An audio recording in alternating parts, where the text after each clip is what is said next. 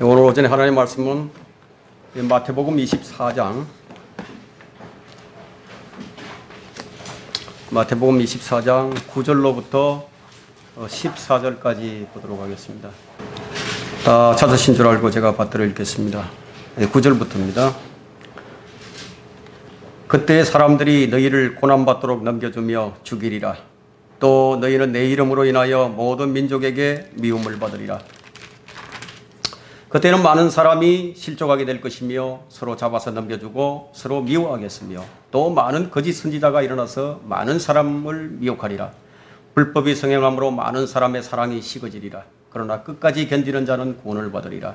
이 왕국 복음이 모든 민족에게 전거되기 위하여 온 세상에 전파되리니 그런 후에야 끝이 오리라. 오늘 설교 제목은 교회가 휴거되고 나면 그 이후는, 교회가 휴거되고 나면 그 이후는, 어느 시대나 종말에 대한 관심이 없었던 적이 한 번도 없었습니다. 그러나 오늘날처럼 종말론에 대한 이 사이비 이단들이 행행하는 그런 시대는 또 없었습니다. 휴거는 있는 것인가 없는 것인가? 교회가 대환란을 통과하는 것인가 통과하지 않는 것인가? 세계전쟁은 앞으로 몇 번이나 있을 것인가? 또 어떤 재앙이 있을 것인가? 참 등등 이견이 매우 분분하죠. 그러나 성경은 분명히 이런 부분에 대해서 기록하고 있습니다. 지금 이 세계는 성경의 역사를 따라서 그대로 이루어져 가고 있습니다. 그래서 교회가 휴거되고 나면 남은 자들은 과연 어떻게 될 것인가? 오늘 그것에 대해서 설교하려고 합니다. 그래서 오늘은 좀 교리적인 설교가 될 것입니다. 한 시간에 다 설명할 수 없는 많은 방대한 분량이지만 요약해서 설교하겠습니다. 13절을 보면 끝까지 견디는 자가 나오죠. 그리고 14절에 보면 그런 후에야 끝이 오리라. 끝이 나와요. 이 끝이 이 세상의 끝이 아니라 바로 하나님께서 유대인들을 다루시는 야곱의 고난의 때, 다니엘의 70째 주. 이 세상은 큰 교회의 목사가 성경을 많이 알고 성경을 제대로 잘 가르치는 줄로 압니다. 그런데 그런 목사들이 이 천국이 무엇인지를 몰라요. 하나님의 나라가 뭔지도 모릅니다.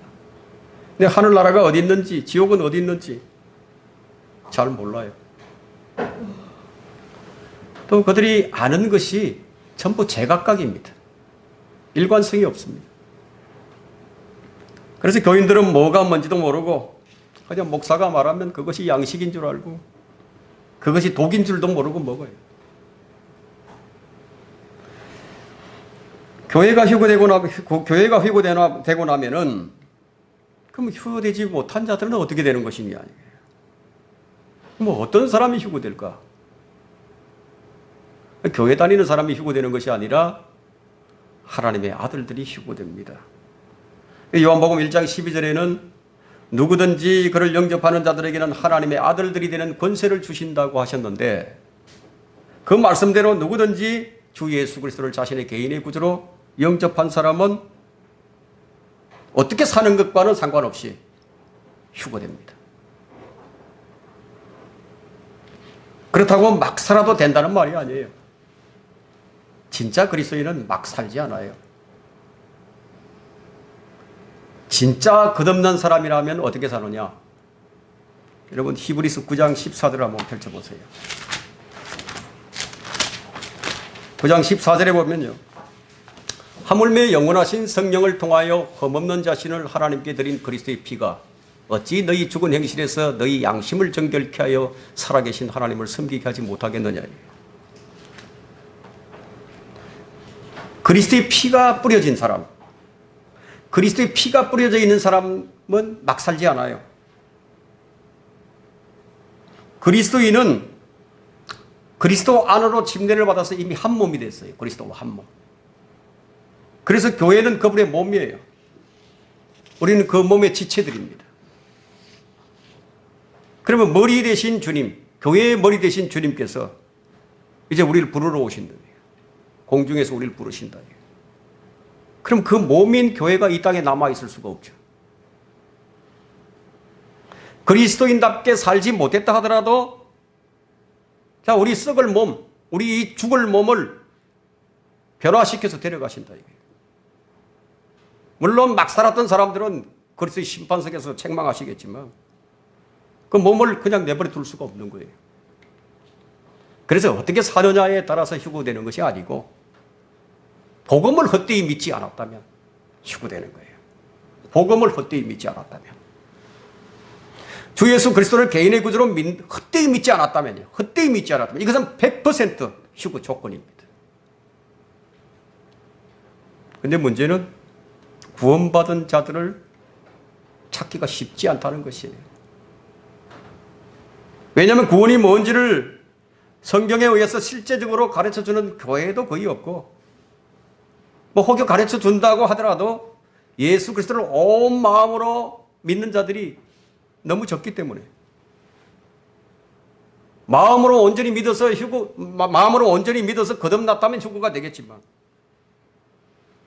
그런 사람들이 많이 있는가에 대해서는 의심의 여지가 남아 있습니다. 왜냐하면 휴거에 대한 성경적 가르침이 교회에 없기 때문이에요. 그래서 이 휴거에 관심이 있는 자들은 무엇을 의존하나? 유튜브를 의존합니다. 여러분도 아시다시피 이 유튜브는요, 진실보다는 거짓이 더 많습니다. 그래서 아무 설교나 듣게 되면 독초를 먹게 됩니다. 독초. 영적인 성도들은 복된 소망을 기다립니다. 그 복된 소망이 뭐죠? 그 복된 소망은 우리 주 예수 그리스도의 영광스러운 나타나심이에요. 신랑 되신 예수 그리스도께서 그분의 신부를 데려가시기 때문에 그래서 복된 소망이에요. 우리는 셋째 하늘에서 그리스도의 심판석과 또 어린 양의 혼인식을 마친 후에 그분과 함께 이 지상으로 다시 내려오는 거예요. 그래서 1000년 동안 이 땅을 우리가 그리스도와 함께 통치합니다. 다스린다. 그래서 복된 소망이에요. 초림 때 주님은 죽임을 당한 어린 양으로 오셨지만 재림 때 그분은 왕으로 오십니다. 그것도 만왕의 왕이에요. 여러분 지금 우리는 이렇게 보잘것없지만 그때는 왕 같은 제사장이에요. 우리 통치자가 되는 거예요. 그리스도인의 의미가 뭐냐면 부활의 생명, 부활의 주님을 소유한 자들이 그리스도인이에요. 계란을 보게 되면 유정란과 무정란이 있죠. 근데 어떻습니까? 이 계란이 똑같이 생겼어요. 뭐 유정란인지 무정란인지 구분이 잘 안 돼요. 저는 아무리 봐도 모르겠더라고요. 근데 3주가 지나면 알을 깨고 나오는 계란이 있는가 하면 근데 3주가 지났는데도 알을 깨고 나오지 못하는 계란도 있다 이거예요. 그럼 썩어버려요. 이것이 무정란과 유정란의 차이예요. 뭐 똑같아 보여도 유정란은 생명이 전달이 되지만 무정란은 생명이 전달되지 못합니다. 이것이 그리스도의 생명이 있는 자와 없는 자와의 차이예요. 뭐 겉으로 보기에는요, 뭐 유정란인지 무정란인지 몰라요. 구분이 안 되니까. 똑같이 교회 다녀요. 예? 겉보기 다 똑같아요. 그럼 어디에서 드러나느냐는 거죠. 휴거 때 드러납니다. 생명이 있는 자는 휴거가 되지만 생명이 없는 자는 휴거가 안 되는 거예요. 그래서 그리스도의 생명이 있는 자는 대환란에 대한 두려움이 전혀 없어요. 그리스도의 사랑 안에는 두려움이 없다고 했죠. 온전한 사랑은 두려움을 다 쫓아내버린다 이거예요. 그 자신이 알아요. 자신이. 두려움이 있는지 없는지를 자신이 아는 거예요. 이걸 통해서 우리가 무엇을 확실하게 아느냐면요. 자, 죄가 두렵거나 아니면 죽음이 두렵거나 뭐 휴거에 대한 두려움이 있다면 본질적으로 자신이 거듭났는지에 대해서 다시 한번 확인을 해봐야 됩니다. 진지하게. 왜냐하면 그리스도의 생명이 없는 사람은 죽음이 두려운 법이에요. 죽음이 두려워요. 그래서 자신이 처한 상황이 어떤가에 따라서 생각을 하고 판단을 하고 결정을 합니다. 그러나 그리스도의 생명을 가진 자는 자신이 처해 있는 상황에 따라서 생각하고 판단하고 결정하는 자들이 아니에요. 이렇게 나의 생명이 누구냐에 따라서 달라지는 거예요. 나의 생명이 누구냐예요. 여러분 누구에게 순종을 하십니까? 새로운 피조물들은 주님께 순종할 수밖에 없는 새로운 본능을 가지고 있어요. 그리고 그리스도의 보혈이 우리로 하나님을 섬기게 하죠. 그리스도의 보혈이. 그리고 그리스도의 사랑이 강권하셔서 우리를 구원하신 그리스도를 위해서 살게 하신다. 또 뿐만 아니라 우리를 구원하신 하나님의 은혜가 우리를 어떻게 살도록 이끌어 가시느냐 하면, 여러분 디도서 2장 11절을 펼쳐보세요. 이 말씀은 너무너무 소망이 되는 말씀입니다. 이렇게 해주시는 거예요. 근데 거부하지 말아야 됩니다. 2장 11절 보면요. 2장 11절, 디도서 2장 11절. 이는 구원을 주시는 하나님의 은혜가 모든 사람에게 나타나서 우리를 가르치시되 불경건과 세상의 정욕들을 거부하고 우리를 가르치신다. 그런데 불경건 또 세상의 정욕 이걸 거부하게 해주신다. 뿐만 아니라 우리로 신중하며 의롭고 경건하게 이 현 세상을 살아가게 하시며 그 복된 소망 곧 위대하신 하나님이신 우리 구주 예수 그리스도의 영광스러운 나타나심을 기다리게 하셨음이니. 구원받고 나면 이런 현상이 나타난다는 거예요. 전에는 안 그랬는데. 하나님을 섬겨야 하겠다는 게 마음이 드는 거예요. 계속해서 내 마음이 주님께로 이끌리기 시작하는 거예요. 뭔가 끌려요, 자꾸만. 하나님께로. 뭐 자석이라도 붙어 있는 것처럼 끌고 간다 이거예요. 여러분 이런 현상을 경험하신 적이 있으세요? 지금도 그것을 경험하고 있으세요? 지금도 그것을 경험하고 있어야 합니다. 이것은 느낌이나 감정이 아니에요. 내 안에서 성령의 능력으로 실제적으로 일어나는 내적인 변화예요. 이것을 입증할 수 있는 구절은 고린도전서 15장 2절입니다. 만일 너희가 내가 전한 복음을 굳게 잡고 너희가 헛되이 믿지 아니하였다면 복음을 통하여 너희도 구원을 받은 것이라. 정말 구원받은 사람이라면 이런 경험이 있는 거예요. 한 번으로 그치는 것이 아닙니다. 왜냐하면 그리스도의 사랑이 우리를 계속 강권하고 계시죠. 그리고 우리 안에 뿌려진 그리스도의 피가, 그리스도의 보혈이 하나님을 섬기도록 하게 하죠. 자, 복음의 능력이 우리를 이렇게 살게 이끌어 가시죠. 방금 전에 읽었던 디도서 2장 11절부터 13절의 말씀. 이는 구원을 주시는 하나님의 은혜가 모든 사람에게 나타나서 우리를 가르치시되 불경건과 세상의 정욕들을 거부하고 우리로 하여금 신중하고 의롭고 경건하게 이 현 세상을 살아가게 하시며 그 복된 소망 곧 위대하신 하나님이신 우리 주 예수 그리스도의 영광스러운 나타나심을 기다리게 하셨음이니. 그런데 지금 이 시대에 교회에 이런 능력을 찾아볼 수가 없다. 왜 이렇게 되어버렸지? 지금 이 시대의 교회들이 능력이 없는 이유가 뭐죠? 사람은 많아도 참으로 주 예수 그리스도의 생명을 가진 자가 없다 보니까. 교회는 다니는데 목자당이신 주님께서 이끌고 가시는 십자가의 길 좁은 문으로 들어가는 좁은 길을 걸으면서 순종이 무엇인지 배우지는 못한다 이거예요. 그래서 대환란이나 휴거가 두렵기만 한 거예요. 그러나 그리스도의 생명으로 거듭난 사람은요, 거기에만 소망이 있기 때문에 그래서 절대적인 순종을 하는 거예요. 절대적인 순종이에요. 다른 것이 달라요.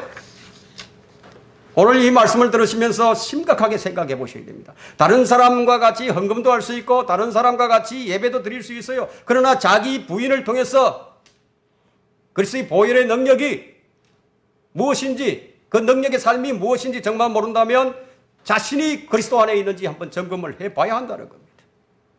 왜냐하면 바울은 너희가 너희 안에 그리스도가 계신 것을 스스로 알지 못하면 너희는 버림받은 자라고 단정했기 때문에 주님이 오실 때가 가까워져 오는데 이제 이런 것들을 너무 자주 전하다 보니까 마치 밥을 먹는 것처럼 타성에 젖어서 그냥 지나가 버린다. 결코 그리해서는 안 될 것입니다. 휴거되지 못한 자들은 어떻게 되느냐? 첫 번째, 인류 역사 이래로 단 한 번도 경험하지 못한 고난을 당하게 될 것입니다. 단 한 번도 경험해보지 못했던 고난. 오늘 본문 9절에 그때의 사람들이 너희를 고난받도록 넘겨주며 죽이리라. 또 너희는 내 이름으로 인하여 모든 민족에게 미움을 받으리라. 그때 사람들이, 그때가 언제죠? 너희를 고난받도록 넘겨주며, 여기 너희는 누구죠? 내 이름으로 인하여 모든 민족에게 미움을 받는 이들이 누구냐 이거예요. 여기서 나오는 이 너희는 유대인이에요. 그리고 모든 민족은 이 세상 나라들입니다. 유대인을 중심으로 한 모든 사람들, 여기서 너희는 교회가 아닙니다. 왜냐하면 그때는 이미 교회가 들림을 받고 난 후이기 때문에. 왜 교회를 다녀도 이것을 모르느냐. 하나님의 말씀을 올바로 나누어서 공부를 하지 않기 때문이에요. 성경은 네가 진리의 말씀을 올바로 나누어 자신이 하나님 앞에 부끄럽지 않는 일꾼으로 인정받을 수 있도록 공부하라고 했는데 성경을 올바로 나누어서 공부를 하지 않다 보니까 올바로 나누면 너희가 누군지 아는데 그리고 그때가 언제인지도 아는데 그때가 대환란이에요. 지금이 아니에요. 대환란은 교회가 휴거되고 난 다음부터 시작이 됩니다. 하나님께서는 성경을 세 부류의 사람들에게 기록하셨습니다. 유대인들과 이방인들과 하나님의 교회예요. 고린도전서 10장 32절에 이 세 부류를 대상으로 기록하셨죠. 목사들이 이것을 나누지 못했기 때문에 이 마태복음 24장의 대상을 누구로 해석했느냐? 교회로 해석했습니다. 유대인들인데 교회로 해석을 해버렸어요. 그 성경을 나눌 줄 모르니까 시제가 언제인지도 몰라요. 그럼 그때 어떤 일이 일어나게 되겠습니까?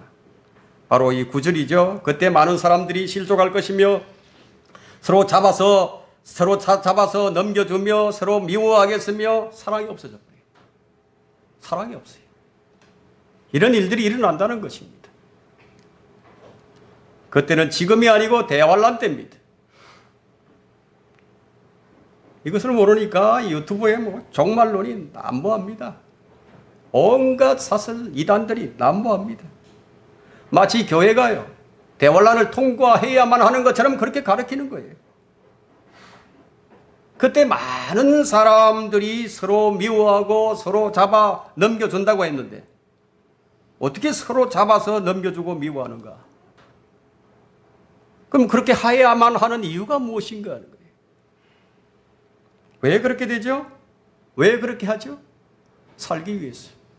자신이 살기 위해서 자기가 안 죽으려고 그렇게 할 것입니다. 인과관계에 있어서 이해타산이 없는 관계는 어떤 관계일까요? 자, 이해타산이 없다 이거예요. 서로 계산 안 되는 사람. 내 생명을 대신해서 죽어줄 수 있는 관계가 누구일까요? 부모 자식 간에는 과연 그렇게 할 수 있을까요? 아내와 남편의 관계는 과연 그렇게 할 수 있을까요? 형제 자매는 그렇게 할 수 있을까요? 가까운 친구는 그렇게 할 수 있을까요? 생명의 이해타산 앞에서 과연 그렇게 할 수 있을까요? 주님께서는 원수는 너희 가족 중에 있으리라고 말씀하셨어요. 이 말씀이 그때 문자적으로 성취될 것입니다. 주님을 믿는 믿음을 실제적으로 자신의 생명으로 입증을 해야 할 때가 온다. 그때가 바로 대환란 시대입니다. 이것이 마태복음 10장 32절에 나타난 주님의 말씀이에요. 그러므로 누구든지 사람들 앞에서 나를 시인하면 나도 하늘에 계신 내 아버지 앞에서 그를 시인할 것이요. 누구든지 사람들 앞에서 나를 부인하면 나도 하늘에 계신 나의 아버지 앞에서 그를 부인하리라. 실제로 그때는 실제 이렇게 하지 않으면 구원 못 받는 거예요. 지금 구원받지 못하고 교회 다니는 사람들은 이 말씀을 유념하셔야 됩니다. 그러나 지금 구원받은 성도들은 이런 걱정을 할 필요가 없어요. 여러분들이 정말로 주님을 구주로 믿고 있다면 주님이 말씀하신 사람들 앞에서 나를 시인하면 못할 리가 없죠.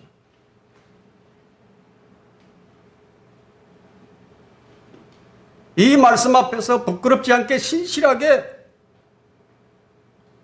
입증할 것입니다. 자신을.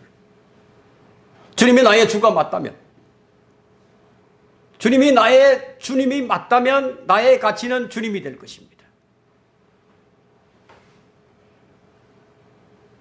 그렇게 될 수밖에 없는 것이 그리스도의 사랑이 나를 강권하시니까. 우리는 그분의 강권하심에 거부하지 않으면 돼요. 그분께 온전히 나의 모든 것을 드려진 내 자신을 온전히 주님께 옮겨놓는 삶은요, 날마다 주님을 나의 주로 시인하는 삶이에요. 계명의 목적이 무엇입니까? 디모데전서 1장 5절에 이제 계명의 목적은 순수한 마음과 선한 양심과 가식 없는 믿음에서 나오는 사랑이거늘 사랑엔 계산이 없다 이거예요. 여러분, 사랑 계산 안 되죠. 사랑은 자기 계산을 하지 않아요. 사랑에 눈이 멀어버리면 그냥 뭐 이전에 그 아주 소중하게 여겨졌던 것이 이제 소중하지 않게 돼버립니다. 그 사랑에 반응하고 있는 그 자체가 너무 기쁘기 때문에. 그 주님 앞에서 이런 자세가 참된 그리스도인의 자세예요. 이제 대환란 때가 되면 이런 사랑이 다 식어버리는 거예요. 다 식어버려요. 그것이 특징입니다. 좋은 시절에는 서로가 사랑할 수 있고 서로 좋아할 수 있지만 뭐 그때는 자신이 살기 위해서 자기 가족까지도 밀고를 해야 된다. 그때 사람들이 어떻게 할 것인지 주님께서 예언하신 거예요. 그때 많은 사람들이 실족할 것이며 서로 잡아서 넘겨주며 서로 미워하겠으며 그때의 고통, 그때의 생명의 위협은 어떤 두려움으로 다가오게 될까요? 자, 가족들 중에 누가 한 사람이 이제 예수님을 믿게 됐다 이거예요. 그러면 가족들이 다 원수가 되어버린다. 사랑이 식어버렸죠. 생존하기 위해서요. 생존하기 위해서. 그때는 불법이 성행합니다. 12절 보세요. 불법이 성행함으로 많은 사람의 사랑이 식어지리라. 신고를 하지 않으면 자기도 죽게 되니까 넘겨줄 수밖에 없죠.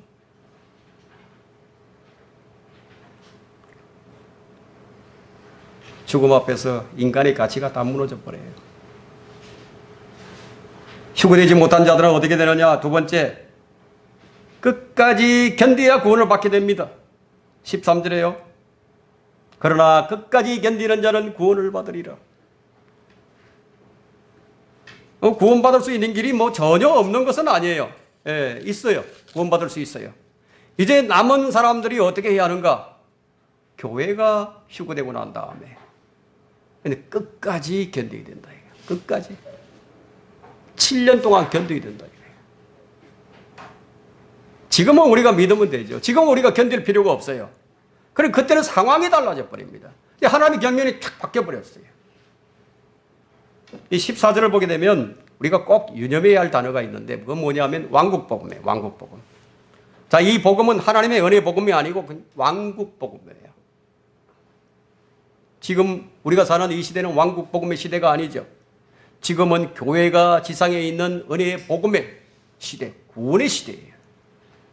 때문에 여기 마태복음 24장의 왕국복음은 절대로 지금 이 시대에 전해서는 안 될 복음입니다. 이 왕국복음이 모든 민족에게 전거되기 위하여 온 세상에 전파되어야 하리니 그런 후에야 끝이 오리라. 이 왕국복음이 뭔지도 모르고요. 뭐 이것을 가지고 설교를 한다. 지금 이 시대의 왕국복음을 전하면 어떻게 되는지도 모르고 설교하는 거예요. 저주받는 줄도 모르고. 갈라디아서 1장에서는 이 복음을 가리켜서 다른 복음이라고 말하는 거예요. 저주받는다고. 지금은 은혜의 복음, 오직 믿음으로만 구원받는 이 복음을 전해야 할 때입니다. 이 왕국 복음은 대환란 때 전해야 할 복음이에요. 이렇게 복음이 뭔지를 모르다 보니까 엄청난 오류가 생긴 겁니다. 휴거가 일어난 후에는 엄청난 일들이 일어날 겁니다. 어떤 사람들은 뭐 UFO가 나타났다고 얘기할 수도 있을 것이고, 뭐 어떤 사람들은 외계인이 와서 다 잡아갔다고 얘기할 것이고, 엄청난 변화가 있게 됩니다. 적그리스도가 나타날 때는 어떻게 나타나겠어요? 참 생각만 해도 끔찍한 일이죠. 지금은 오직 믿음으로만 구원받는 시대입니다. 여러분 갈라디아서 1장 7절을 한번 펼쳐보세요. 갈라디아서 1장 7절로부터 9절에 있는 말씀은요. 어떻게 되는지, 다른 복음을 전하면 어떻게 되는지 잘 나와 있습니다. 다만 다른 복음은 없다니, 다른 복음은 없다고 분명히 말씀하시죠. 다만 너희를 교란시키려는 어떤 사람들이 있어서 그들이 그리스도의 복음을 변개시키려는 것이라. 그러나 우리뿐만 아니라 하늘에서 온 천사라도 우리가 너에게 전한 것 외에 어떤 다른 복음을 전한다면 그는 저주를 받으리라. 우리가 전에도 말한 것 같이 지금도 내가 다시 말하노니 누구든지 너희가 받은 것 외에 어떤 다른 복음을 전한다면 그는 저주를 받으리라. 너희가 받은 것 외에. 자, 우리가 받은 것이 무엇입니까? 받은 것을 전하는 거예요. 잘못된 복음을 전하고 있으면 그 받은 것이 누구로부터 받은 것입니까? 답이 뻔하죠.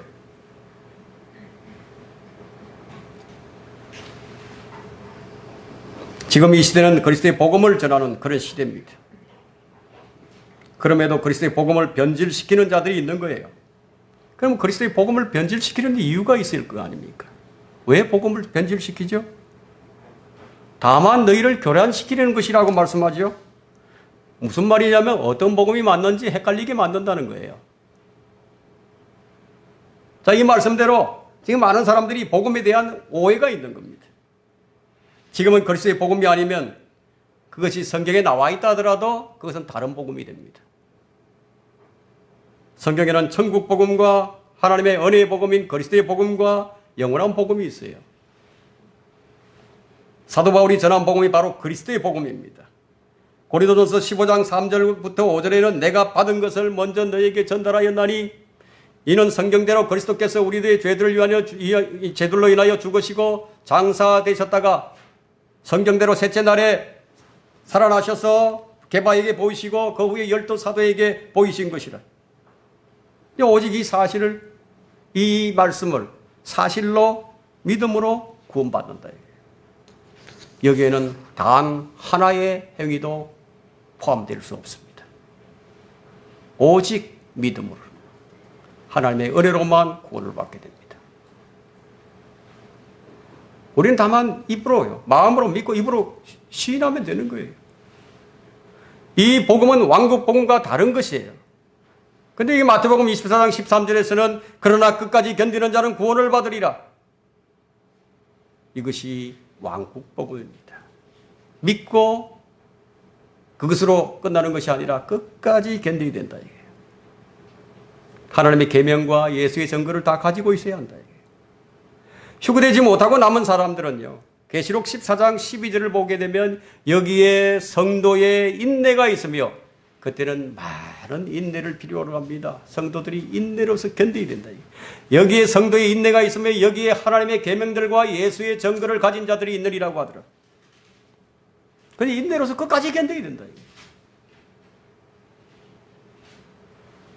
지금 이 은혜의 복음 시대에 구원도 못 받고 그냥 뭐 교회만 왔다 갔다 하는 사람들이 절대 다수입니다. 어떤 일을, 어떤 열심을 낸다 하더라도 예수 그리스도를 자신의 개인의 구주로 영접하지 않았다면 치유되지 못합니다. 그래서 이런 설교를 들어야 하는 거예요. 그때 가서는 소용이 없어요. 그때 가서는 후회해도 소용이 없어요. 그때는 끝까지 견뎌야 하는 거예요. 끝까지 견디는 자는 구원을 받으리라. 휴거되지 못하고 남은 자들의 구원을 위해서 이 복음을 주신 거예요. 교회를 다니지만 휴거되지 못하고 남은 자들은 그때 가서야 내가 속았구나. 내가 속았구나. 그걸 알게 될 겁니다. 왜 속게 되느냐? 자기 욕심 때문에. 미혹의 영에 이끌렸어요. 교회에서 직분들, 또 직분, 사람들로부터의 인정, 이런 욕심이 있다. 이게. 그때는 되돌릴 수가 없어요. 주변에 보니까 성경대로 믿는 사람들이 안 보이죠. 그때는 누가 진짜 그리스도인인지 그때 가면 다 드러나게 됩니다. 자, 옆에 있는 사람이 없어졌어요. 그냥 멘붕이죠. 그냥 멘붕. 예, 마태복음 24장 본문의 40절부터 한번 보겠습니다. 그때 두 사람이 밭에 있는데 한 사람은 데려가게 되고 한 사람은 남게 되리라.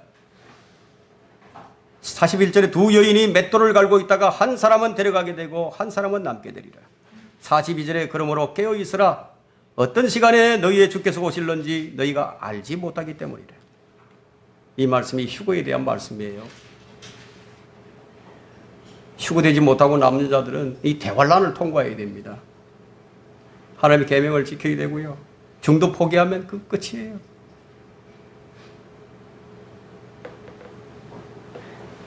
계명은 유대인들과 상관이 있어요. 하나님의 계명은. 그래서 마태복음 24장은 이 유대인들에게 주신 말씀. 이 16절을 보면 분명히 유대에 있는 자들이 있어요. 16절에 그때에 유대에 있는 자들은 산들로 도망하리라. 또 15절에는 그곳이 거룩한 예루살렘이에요.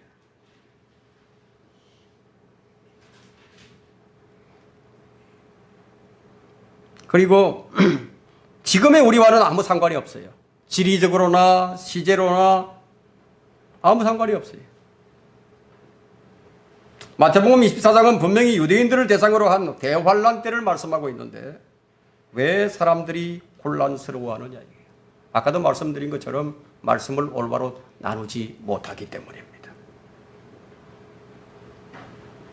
고린도전서 10장 32절에는 유대인들에게나 이방인들에게나 하나님의 교회에게 아무도 그치는 자가 되지 말라고 그랬죠. 그럼 그때는 어떻게 해야 되느냐 이거예요. 그때는 어떻게 해야 되느냐. 유대인들은요, 율법을 다시 지켜야 됩니다. 그러나 그것만 가지고는 안 된다 이거예요. 예수의 증거도 가져야 됩니다. 예수님께서 행하신 것을 믿고 율법을 끝까지 지키면서 견뎌야 된다 이거예요.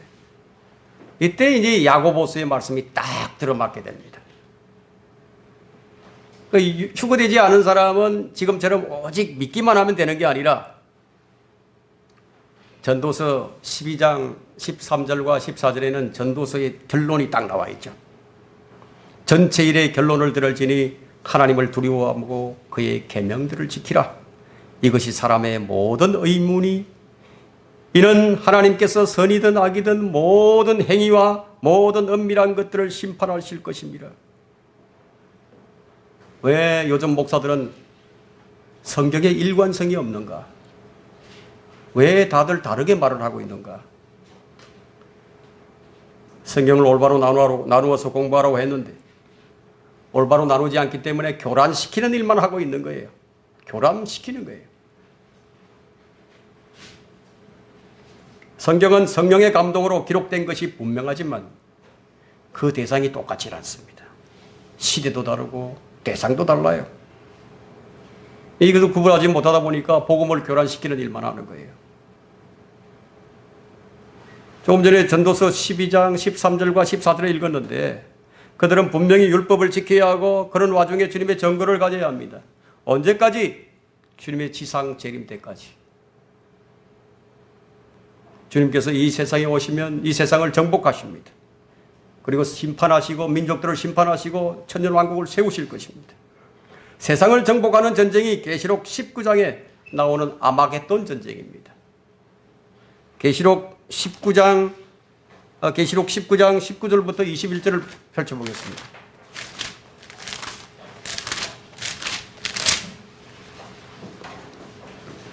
또 내가 보니 그 짐승과 땅의 왕들과 그들의 군대가 그 말탐봉과 그의 군대에 대적하여 전쟁을 하려고 다 함께 모였더라. 그러나 그 짐승이 잡히고 그 앞에서 기적을 행하던 거짓 선지자도 그와 함께 잡혔으니 그는 짐승과 더불어 그 짐승의 표들을 받은 자들과 그의 형상에 경배한 자들을 속이던 자라. 이 둘이 유황으로 불타오르는 불못의 산채로 던져지리라. 그리고 그 남은 자들은 말 위에 앉으신 분의 칼, 즉 그의 입에서 나오는 칼로 살이 되니 모든 새들이 그들의 살로 배를 채우더라. 이 거짓 선지자, 이 거짓 선지자가 나와요. 이 짐승 앞에서 기적을 행하는 자, 짐승의 형상에게 경배하게 하는 자. 그 사람들이 왜 경배를 하게 될까요? 사람들의 경배는 두 가지예요. 한 부류는 그 짐승을 추종하는 세력들, 짐승을 추종하는 자들이 있는 거예요. 또 한 부류는 먹고 사는 문제 때문에 짐승의 표를 이마에 받거나 손에 받지 않으면 사고 팔 수 없게 됩니다. 적그리스도는 이 세계 모든 경제권과 통제권을 다 가지게 됩니다. 경배를 하지 않을 수도 없고 표를 받지 않으면 먹고 살 수가 없기 때문에 지금 이 시대의 정치나 경제 흐름이요 적그리스도의 길을 예배하고 있는 중입니다. 경배하지 않고는 견딜 수가 없게 됩니다.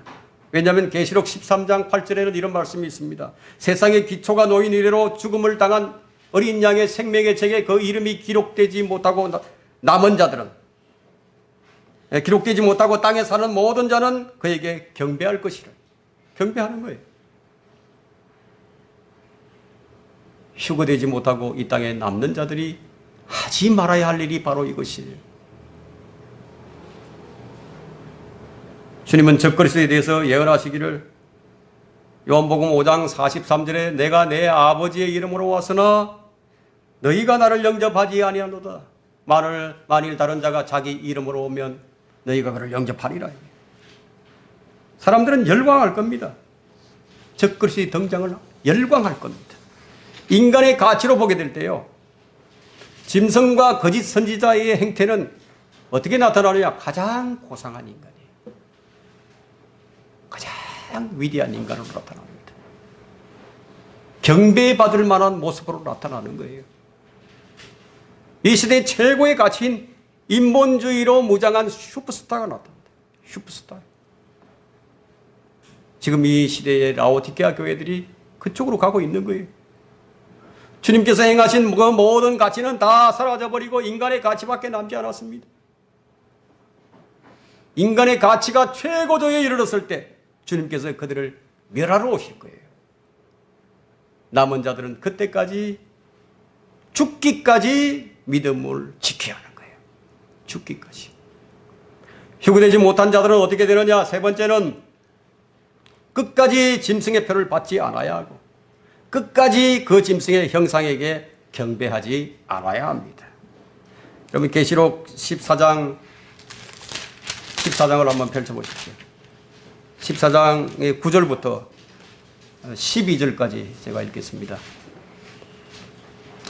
셋째 천사가 그를 따라가며 큰 음성으로 말하기를 누구든지 그 짐승과 그의 형상에게 경배하고 그의 표를 자기 이마나 손에 받는다면 그 역시 하나님의 진노의 포도주를 마시게 되리니 그것은 그의 진노의 잔에 혼합하지 않고 부은 것이니라.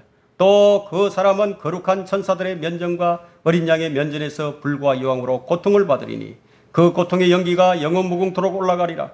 그 짐승과 그 형상에게 경배하고 그의 이름의 표를 받는 자는 누구든지 밤낮 쉼을 얻지 못하리라. 여기에 성도들의 인내가 있으며 계속해서 인내가 나오죠. 우리가 지금 인내하는 것과는 차원이 다른 인내입니다. 여기에 하나님의 계명들과 예수의 믿음을 지키는 자들이 있느니라고 하더라. 여기 보면은 그 짐승의 표를 받고 짐승에 경배하는 것, 이것은요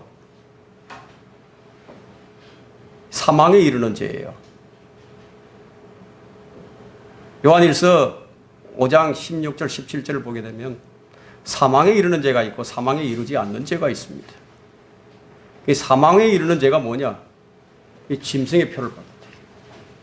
짐승에 경배했어요. 용서받을 수가 없어요. 이런 자들을 위해서 기도하지 말라고 말씀하시죠. 사망에 이르지 않는 자를 위해서는 기도해도 되지만 사망에 이르는 자를 위해서는 기도 못하는 거예요. 해도 소용이 없는 거예요. 이 적그리스도는 처음에 나타나서 파라오처럼 히브리인들에게 하나님을 섬기라고 한 것처럼 섬기라고 할 거예요. 다만 멀리는 가지 말고 휴거가 있은 후 3년 반은 안전을 보장합니다. 유대인들은 이 짐승이 그 약속을 파괴할 때까지 적그리스도의 평화를 누리게 될 것입니다. 요한계시록 17장과 18장을 여러분 집에 가셔서 한번 읽어보세요. 평화로서 전 세계를 장악할 거예요.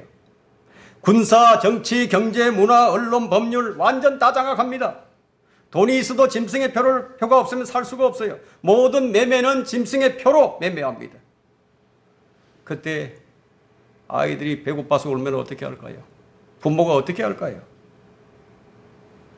사람들의 모든 동양, 사람들의 모든 일거수일투족이 누구에게 손에 달려 있느냐?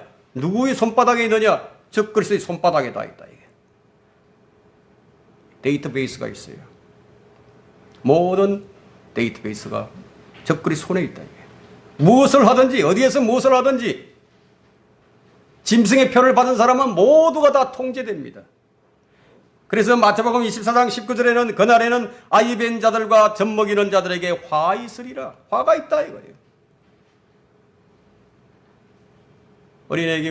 어린아이가 자기 자식이 배고파서 울면 어떻게 하겠어요? 병원에 가야 되는데 아파서 어떻게 하겠어요? 비참한 현실 앞에서 666표를 받지 않을 수가 없게 되겠죠. 그 표를 받게 되는 순간 그런 영원히 구원받지 못하게 됩니다.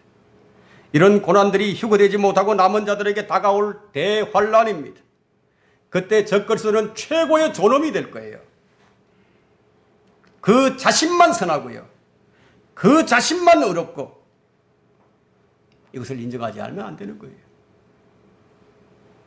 그때 사람들은 그를 마땅히 경배해야 할 대상으로 여기게 됩니다.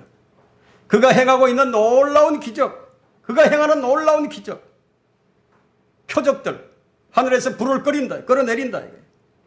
또 치명적인 상처를 입었다가 다시 살아난다. 그것을 보고 사람들이 어떻게 할 것 같습니까? 인간의 추구가 무엇이죠? 존경받는 거죠. 왜 부자가 되기를 추구합니까? 왜 다른 사람과 비교를 합니까? 왜 명예를 얻으려고 합니까? 결국 다른 사람들보다 높아지기 위해서죠. 좀 과격한 표현인지 모르지만 사람들은 누군가로부터 인정받고 싶어 합니다. 어느 누구도 무릎을 꿇고 엎드리는 종의 위치에 있기를 원치 않아요. 사실 따지고 보면 모두가 뭐죠? 자존심 싸움이에요.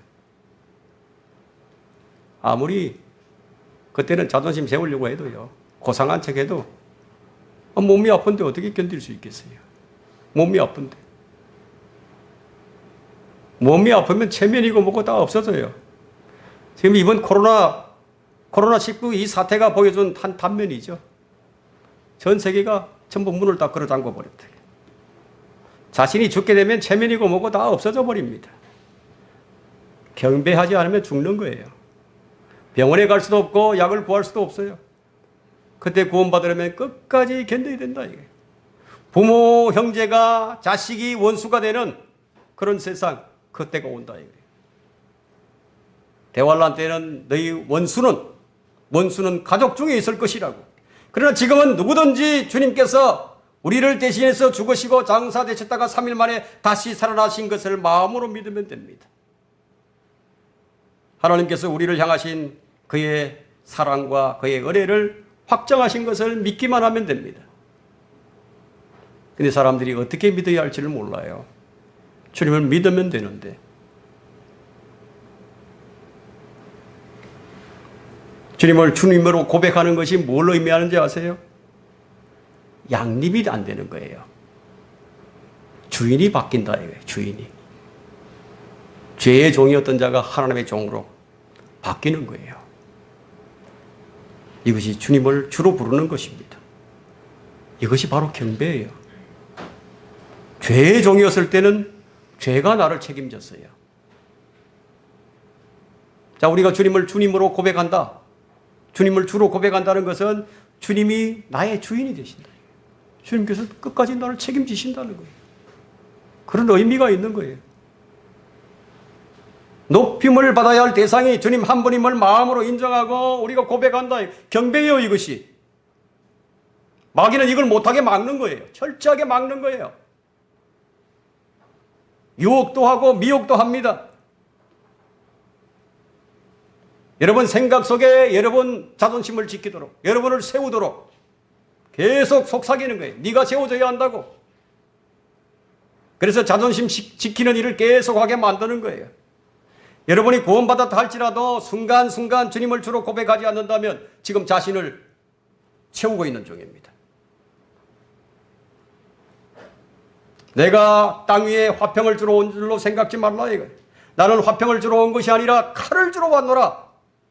초림 때는 주님께서 화평을 주러 오셨지만 재림 때는 칼을 주러 오신 거예요. 내가 온 것이 사람이 그 아버지와 딸이 그 어머니와 며느리가 그 시어머니가 어머니와 며느리가 그 시어머니와 서로 대적하게 하려 함이니라. 사람의 원수들은 그의 가족 중에 있으리라. 자, 이쯤 되면 사랑이 완전히 식어버렸죠. 사랑이 식어버렸어요. 지금은 대환란 때는 아니지만 주님을 진리로 섬기고자 하는 사람은 지금도 가족 중에서 이런 싸움이 계속되는 거예요. 지금도. 이 영적 싸움이 치열합니다. 여러분, 종교인들과 종교인들은 같이 살 수 있어요. 그러나 참된 성도와 종교인들은 참 같이 살기 힘듭니다. 정말 어렵습니다. 오히려 세상 사람들과 같이 사는 게 조금 더 나아요. 그러나 이 종교인들은 마귀의 종들이기 때문에 종교심이 강한 사람일수록 그리스도의 원수로 행합니다. 복음을 전할 때 세상 사람들이 오히려 방해가 좀 덜한 편이에요. 오히려 믿는다고 하는 사람들이 훨씬 더 방해를 많이 합니다. 예수 그리스도의 복음을 누가 방해를 합니까? 종교인들이 복음을 교란시키면서. 그래서 한 가족 안에서 지금도 이 전쟁은 진행형입니다. 그리스도 안에서, 실로 그리스도 안에서 경건하게 살고자 하는 모든 사람은 박해를 받을 것이라. 그래, 박해받는 거예요. 핍박의 이유가 행동을 잘못하기 때문에 그래서 핍박받는 거 아니에요. 그들 안에 마귀의 영이 들어있기 때문에. 그래서 그리스도의 영과 싸우는 거예요. 영적 전쟁이 지금도 계속되는 가정들이 참 많이 있습니다. 대환란 때는 비교가 안 된다는 얘기예요, 이것과는. 그때는요, 지금은 영적인 싸움만 하지만 그때는 물리적으로 직접 잡아서 넘겨준다, 이게. 고발도 하고. 아버지와 아들의 관계가 어렵게 되고, 딸과 어머니의 관계가 어렵게 되고, 며느리와 시어머니의 관계가 어렵게 됩니다. 생사를 같이 해야 할 가족인데, 피로 맺어진 공동체인데, 결정적으로 피의 이익 앞에서 다 무너져 버립니다. 왜냐하면 혈육의 문제는요, 결국 이 피를 만족시키지 못하게 되면 깨어지는 법이에요. 혈과 육은 무엇을 추구하죠? 우리 육신만 추구합니다. 그렇기 때문에 혈육으로 결집된 관계라 할지라도 혈과 육의 가치가 충돌하게 되면 그때는 원수로 변하게 됩니다. 결국 그렇게 되어 있습니다. 그러나 그리스도인의 싸움은 혈과 육이 아닌 영적인 싸움입니다. 우리의 가치는 영에 있는 거예요. 사람이 무엇을 가지고 싸우는가 보면 그 사람의 영적 수준을 알게 됩니다. 대부분 자존심 때문이죠. 이 남자들은 주로 이 명분 때문에, 여자들은 주로 이 감정 때문에 다투는 거예요. 뭐 지성이라도 좀 갖추고 있으면 좀 덜하겠지만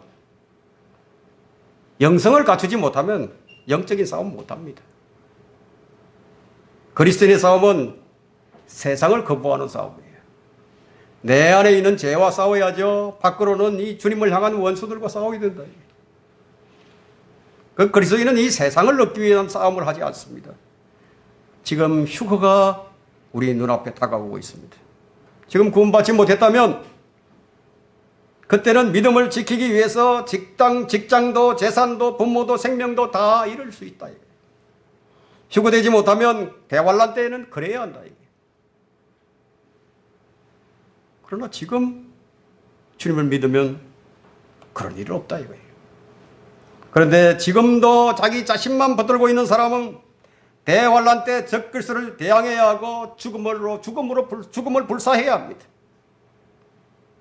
대환란 때 끝까지 견디면서 어찌어찌 좀 살아남는다 하더라도요. 또 하나의 관문이 더 남아있는 거예요.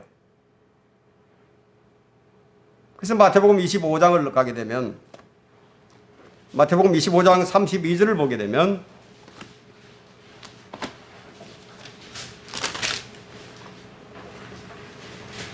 그 앞에 모든 민족들을 모아놓고 마치 목자가 염소들을 양들에서 갈라놓듯이 그들을 따로 갈라놓으리라.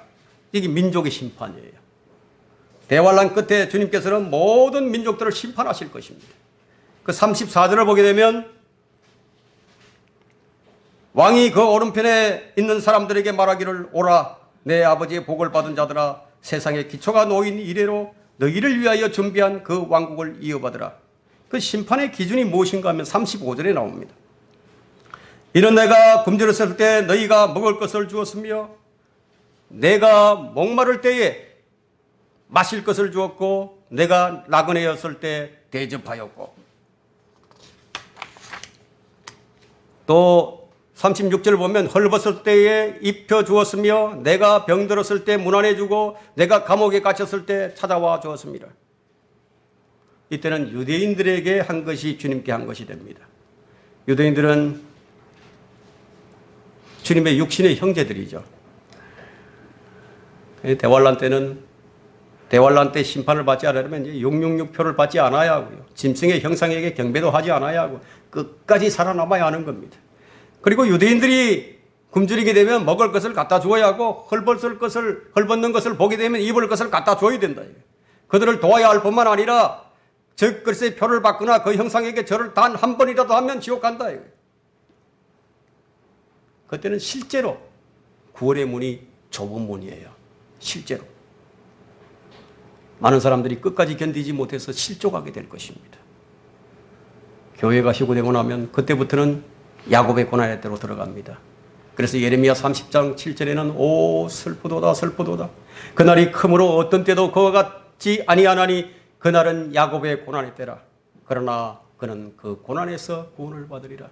유대인들은 이런 과정이 남아있는 거예요. 지금 야곱의 고난의 때가 거의 우리 눈앞에 이르렀습니다. 말씀을 이렇게 정확히 전하는데도 믿지 않는 자들은 어떻게 되는가? 여러분 믿지 않으면요 방법이 없어요. 방법이 없어요. 지금 믿으면 되는데 안 믿어요. 뭐 공포심을 조장하는 게 아닙니다. 지금 성경의 예언을 말씀하는 거예요. 주님을 전인격적으로 영접하면 되죠. 내가 나의 주인이 아니라 주님이 나의 주인이 되시도록 지금 즉시 영접하면 됩니다. 대환란 때는 거짓 선지자들이 일어나서 많은 사람들을 미혹하게 될 것입니다. 결론적으로 대환란에 들어가지 않으려면 반드시 주 예수 그리스도를 믿어 구원을 받아야 합니다. 지금 이 설교를 듣는 자들은 자신이 휴거를 받을 자인지 아니면 남을 자인지 스스로 확인을 해야 됩니다. 구원받은 사람은 진리의 말씀에는 아멘으로 반응을 합니다. 구원받지 않은 사람은 이해는 되지만 이 말씀이 논리적으로 이해는 되지만 아멘이 안 될 겁니다. 거의 그리스도인이 될 뻔했던 아그리빠 왕도 이해는 했지만 아멘은 하지 못했다 이거예요. 아멘이란 무엇이요? 주의 말씀이 그대로 참으로 그대로 이루어질 것이라고. 그걸 믿는 참된 마음이죠. 지금 이 말씀의 엄중함을 안다면 지금 적시 믿어야 한다 이거예요. 만일 자신이 구원받았음에도 이 사실을 모르고 있었다면 이 설교를 통해 진리가 무엇인지 알게 되었을 것입니다. 내가 속고 있었구나. 내가 거짓 교리에 속고 있었구나. 내가 내 좋을 대로 믿고 있었구나. 그걸 알게 될 겁니다. 오늘 이 말씀의 제목과 같이 휴거되지 못하고 남은 자들이 살 길이 무엇인지 우리는 오늘 그것을 배웠습니다. 지금 구원받는 것이 더 쉬운 것인지 아니면 대환란을 통과하는 것이 더 쉬운 것인지 이 설교를 듣는 분들 중에서 아직 구원에 대한 확신이 없으시다면 지금 즉시 주님을 개인의 구주로 믿으시면 됩니다. 휴거는 곧 일어날 것입니다. 두려움으로 뜰 것이 아니라 복된 소망이신 주님을 기다리는 성도들이 되어야 할 것입니다.